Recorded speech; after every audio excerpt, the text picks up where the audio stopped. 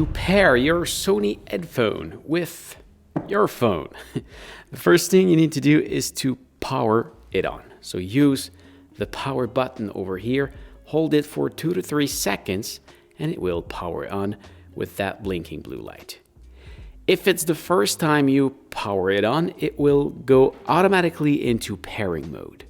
If it's not the first time you power it on, press and hold the power button, which is also the Bluetooth button, for around 7 seconds. You will see this blue blinking light when you will be into pairing mode.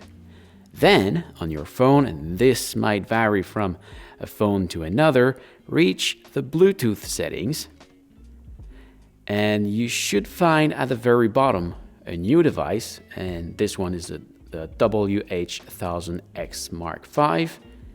So I select it, and they are now connected. I can make my music play into the headphone. So I hope this was helpful.